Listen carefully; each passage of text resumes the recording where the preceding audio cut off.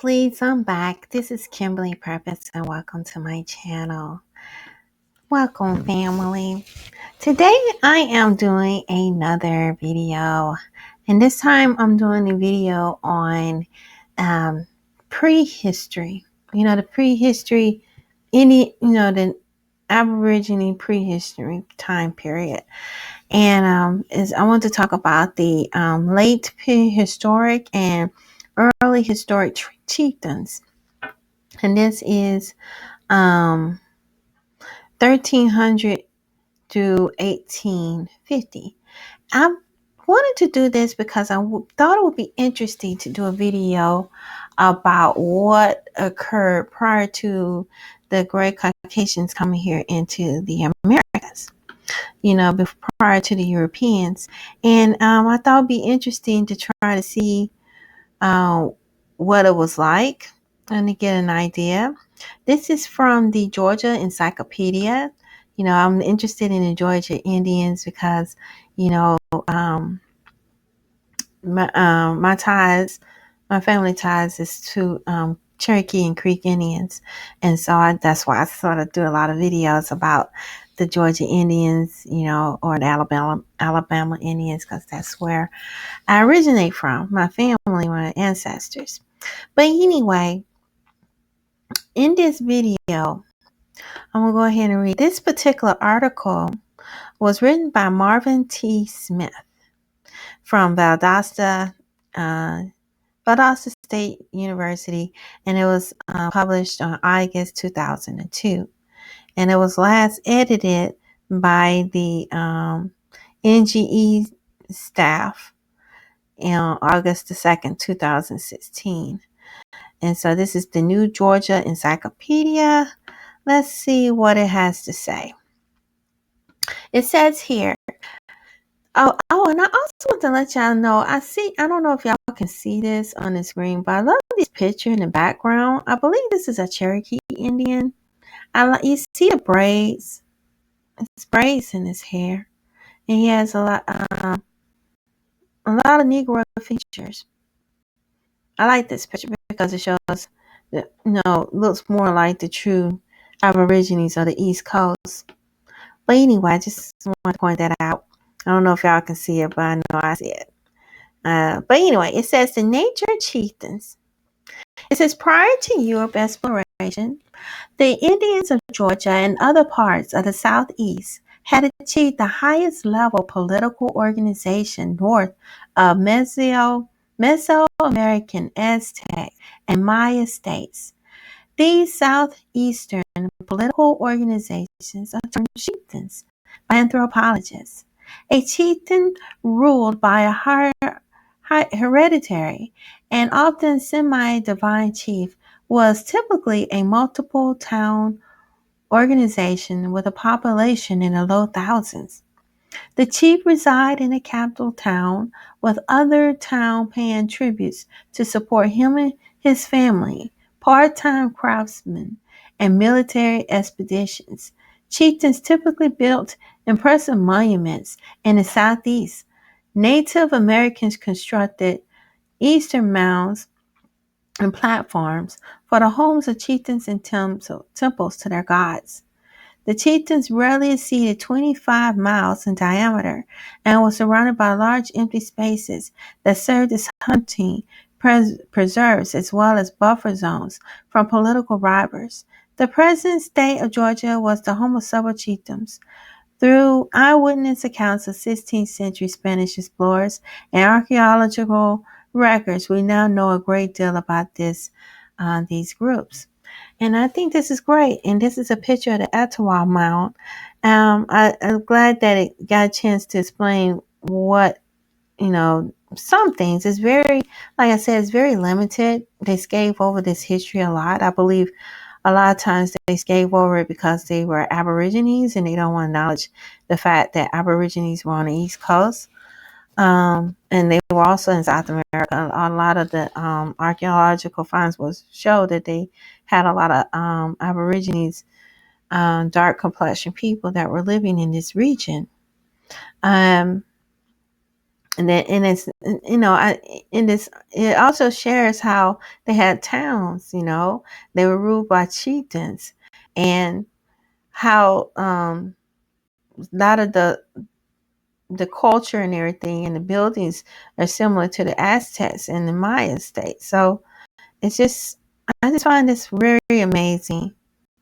You know, the only thing I think that sort of throw you off when they say Native American, they need to say Aborigine Americans, because we were over here on the East Coast, especially on the Southeast, and that needs to be changed, and they need to change that. And I don't know why. I think they try to paint this narrative of you know of lightening the skin and making it look like they were only Mongoloid Indians here, and to justify the fact that now in today's time, um, in the reservations, I say about 80% of the people that's in these reservations that's federally accredited, especially with the 5 tribes, the ones that federally recognized, they have $5 Indians in there, and they are gray gray Caucasoids in there, pretty much, in those tribes, and representing natives. That's why they're trying to lighten and gray wash everything to make it look like they were here, because they want to have the label as American, when in actuality the gray Caucasians that are here in Americas are actually European Americans. They were the invaders, and the title American does not apply to them. It was applied to the Aborigines of Americas, the AKA African Americans. Okay? And the Mongoloids are the Native Americans, the Mongoloid Indians. Well, let's continue. And it mentions here in the 16th century, a lot, which is the 1500s, the Spanish explorers, which is the Europeans, lost eyewitness accounts. A lot of stuff was still documented by Caucasians who have a quite obvious a biasness, especially when Columbia's written in his journal, Perpetual Servitude was the whole plan for the dark-skinned races, the people that they found, the copper-colored races. That was their whole plan. So if they planned that, they're going to have a racist and biased Europeanized viewpoint and gray wash everything from the start. So yeah, but let's continue. It says here, inhabitants of these Georgia chieftains had what archaeologists call Mississippian lifestyles. The women were farmers, growing corn, beans, squash, sunflowers, and other plants. The men supplied meat by hunting and fishing, because there were no domesticated animals. They gathered other um, wild foods such as herbs, nuts, and berries. And so this right here sort of tells you exactly who the people were. And it's quite obvious, if you hear about the women and children being the ones kidnapped.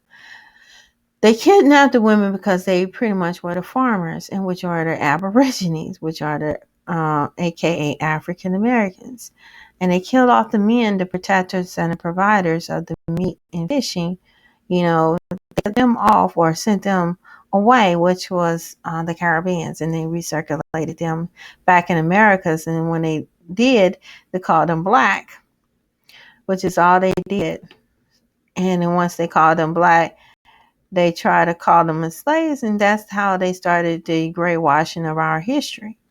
Well, let's continue. Warfare was another major occupation of the men and the chieftains. Both early Spanish accounts and archaeologists revealed the importance of warfare in the lives of these people.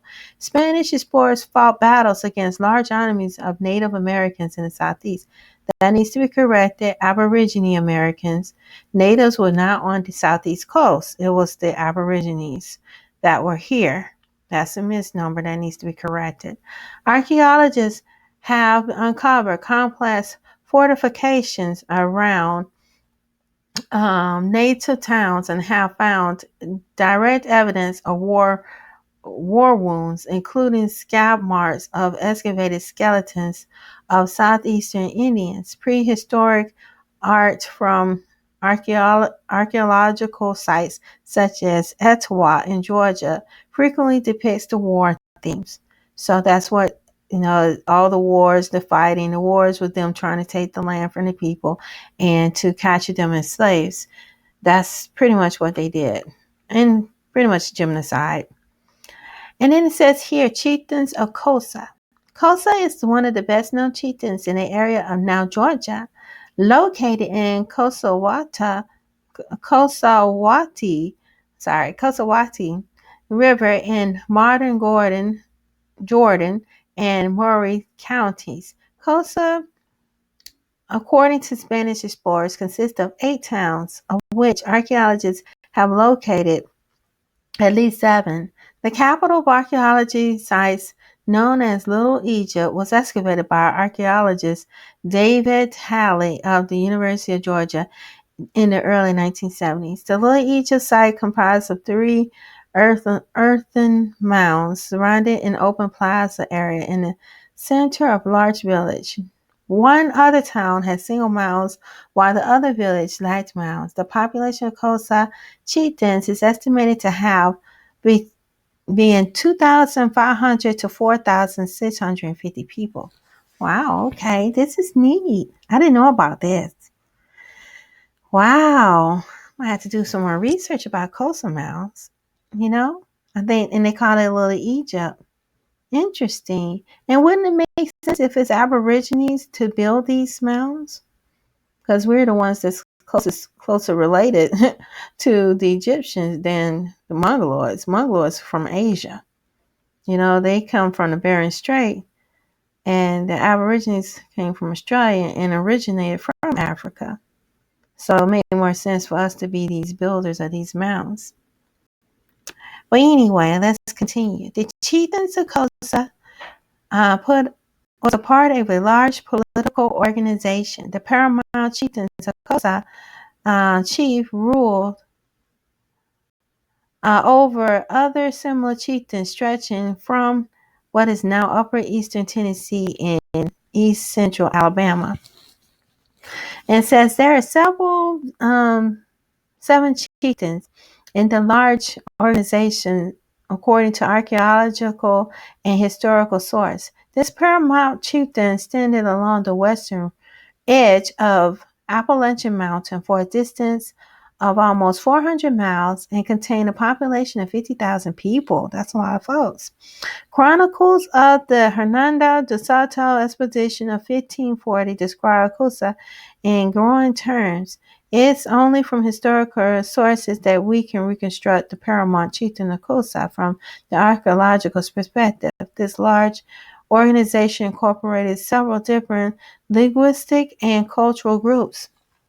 Okay, of course they show a picture of him. I would rather not see what Hernando de Soto. I guess he's the one who described it, the Spanish. But it would be nice if they could have drawn a picture of the city, because they don't want to acknowledge. They had that's a lot of people. 400 miles contain a population of 50,000 people along the Appalachians. I think this is really neat. Wow, they destroy so much. We really need more Aborigines going in and studying archaeology and being lead in the expedition of these sites. And we should have our own museums with our ancient artifacts so we can get the truth out, because so much stuff is hidden by great caucasoids. They don't want nothing to come out. But the truth definitely needs to come out about who we are. And then it says here, the King site was perhaps a typical village from the paramount chieftain of Coosa. This archaeological site, located on Coosa River, west of modern Rome, was excavated by David Halley of the University of Georgia and Patrick Goro of Shorter University. It was made up of approximately 47 houses surrounding an open court with large public meeting room near the center of town. The village was heavily fortified with a wooden palisade wall and an rich encircling ditch. Estimates of King site population range from 277 to 517 people. So these are just estimates. They really don't know. A lot of this stuff is based on speculation.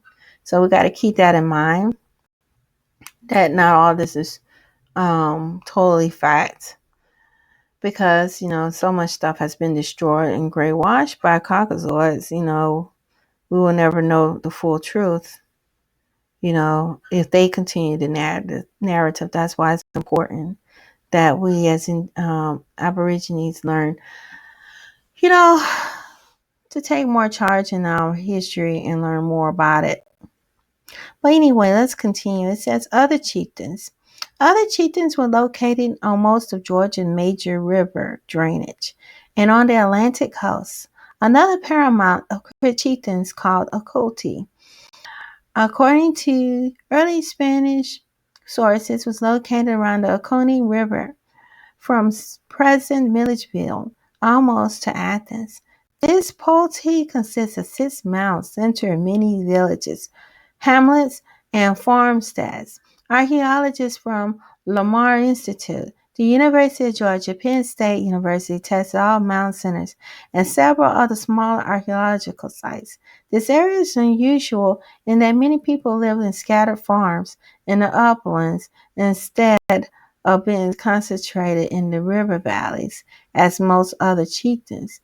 It's probably, they say here, unusual they live scattered farms in the uplands. It might have had a lot of water. Maybe it was flooding.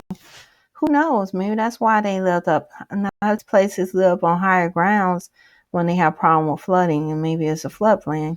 That's just a speculation. But anyway, that's just me guessing. Wow, Milledgeville. I'm gonna have to go there one day. Milledgeville and Athens.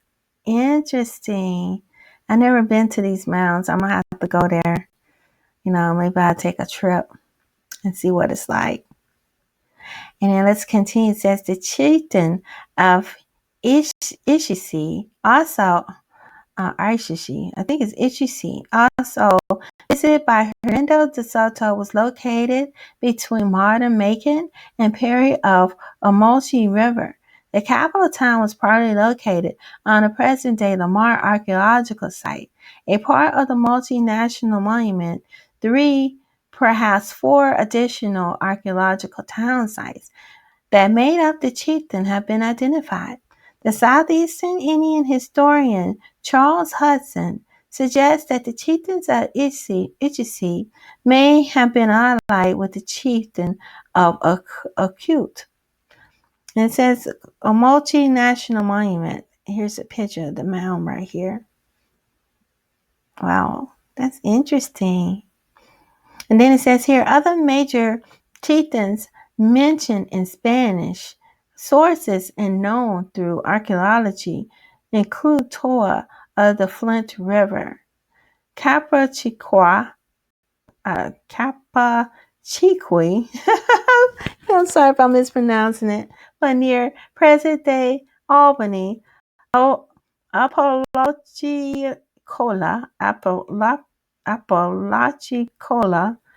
Sounds like similar to the Appalachians.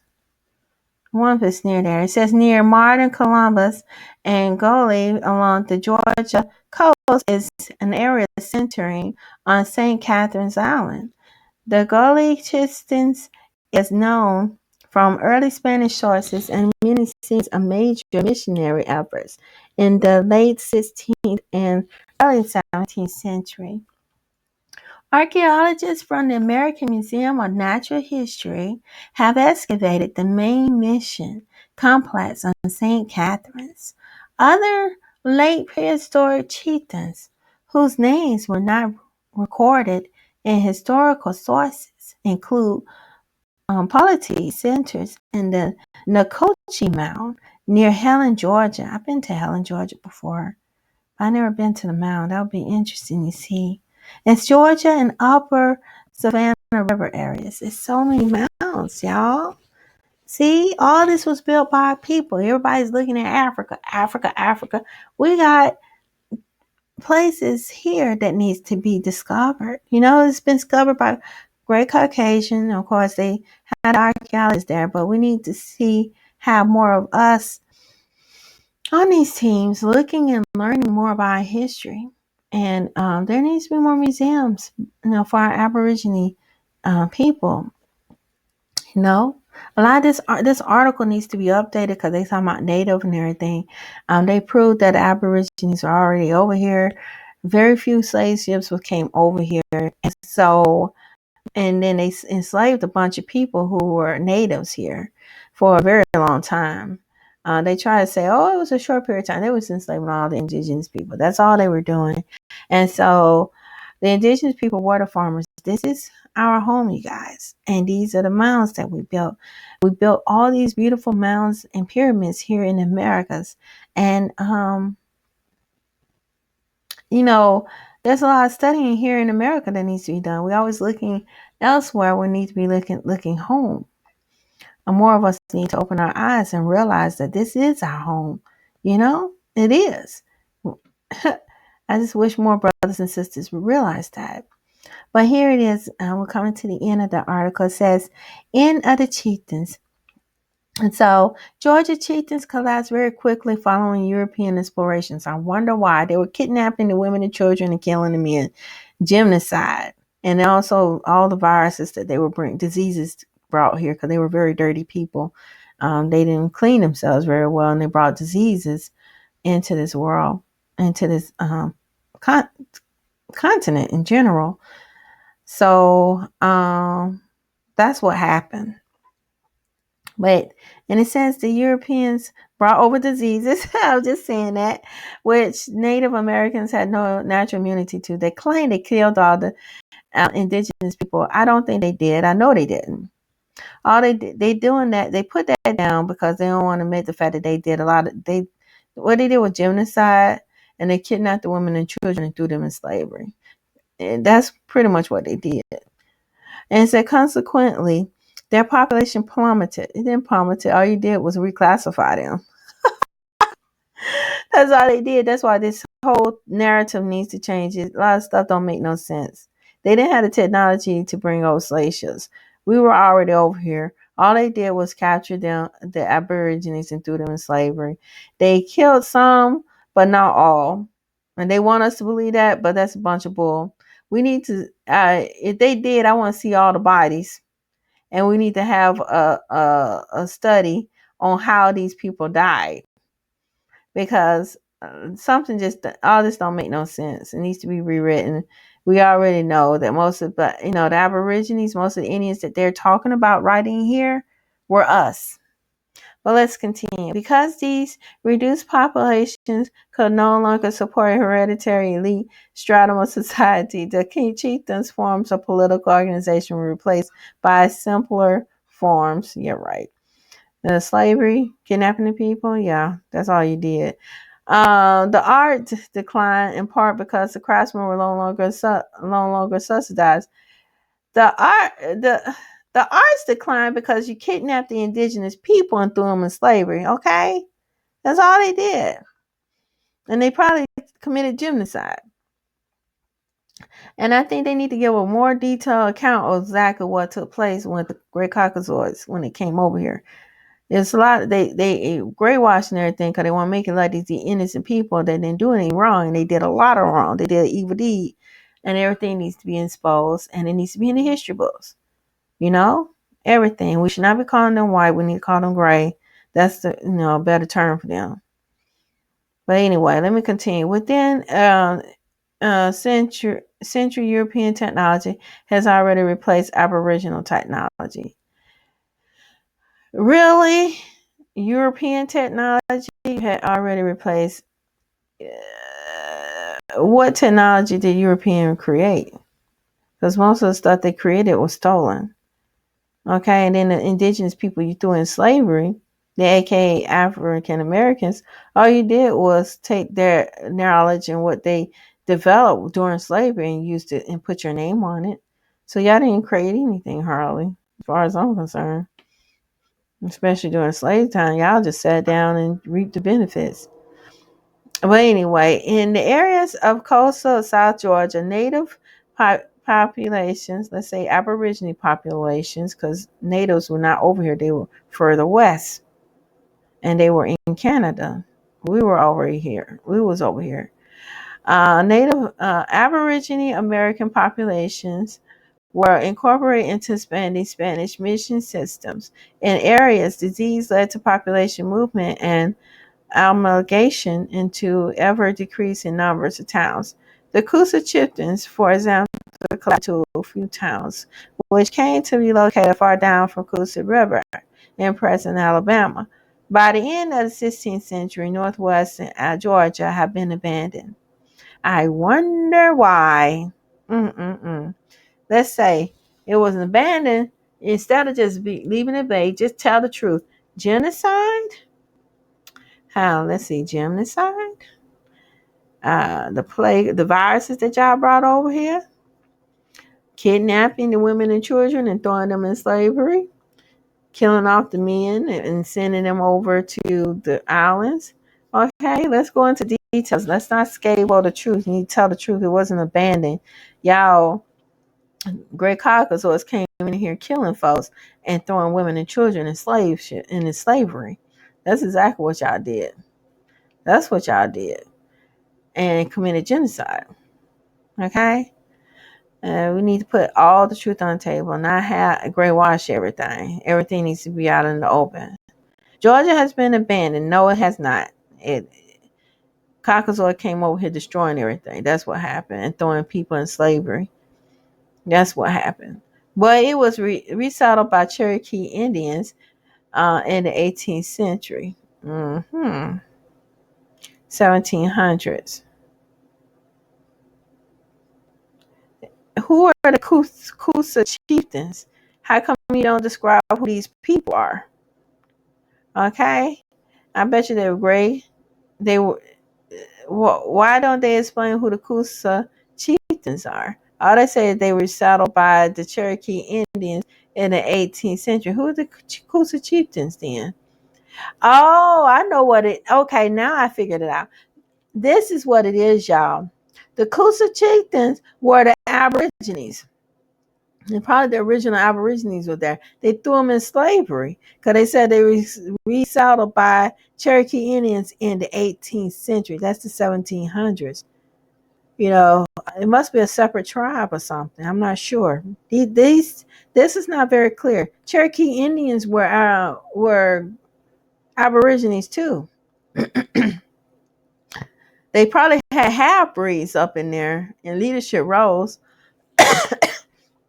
and eventually brought in the Great Caucasoids in there, and they married maybe a half breed Cherokee Indian, or they married, or they yeah, half breeds was in charge, and then they married probably some Great Caucasoid, or the Great Caucasoid they just put Great Caucasoids in there in leadership roles so they can dismantle the whole tribe.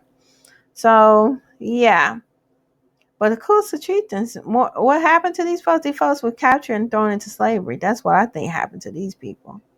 And I think that they kidnapped so many people that the few that was left, they joined the Cherokee tribes. Because if I'm not mistaken, I think Cherokee and Creek was a bunch of tribes put together into one, because they decimated so many of the other tribes through slavery.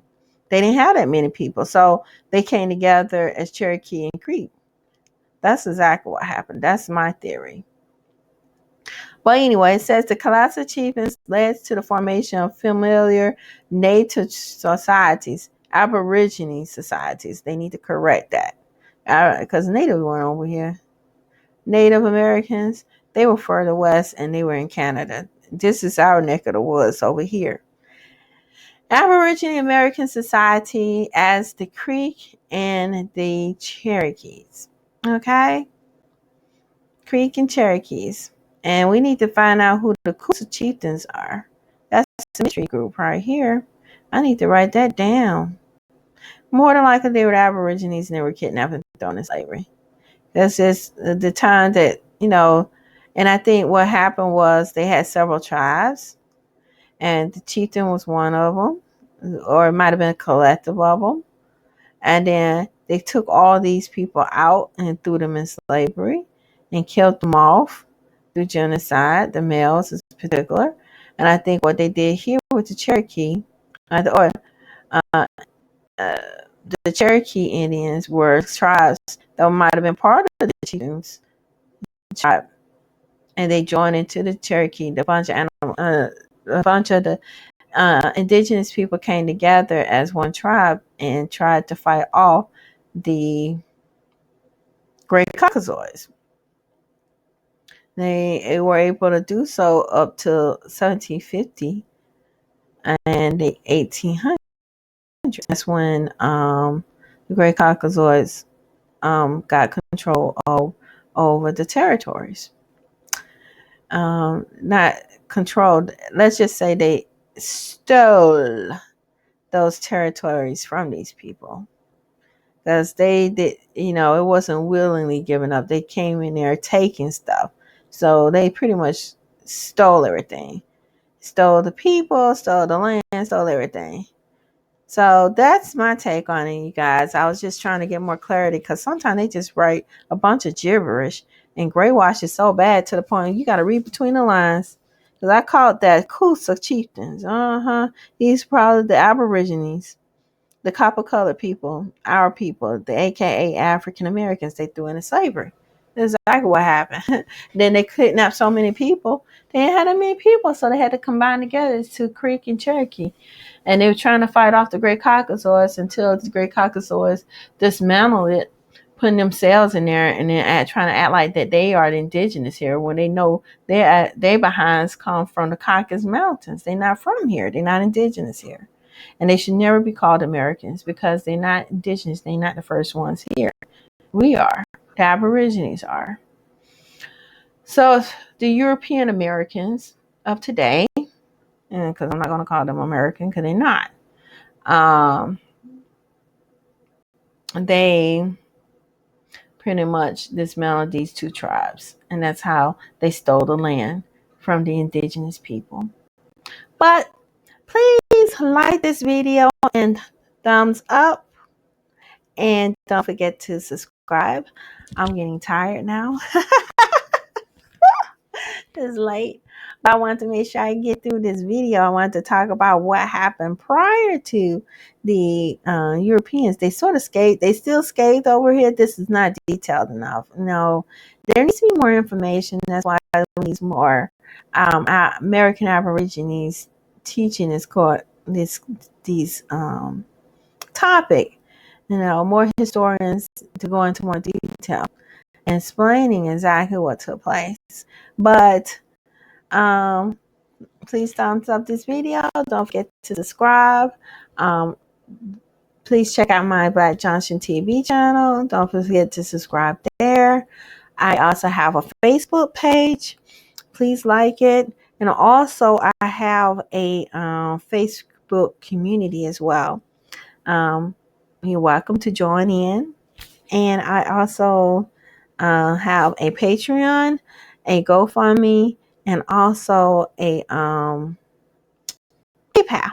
All of those links are going to be below. And till next time, peace, family, and be blessed. Bye-bye.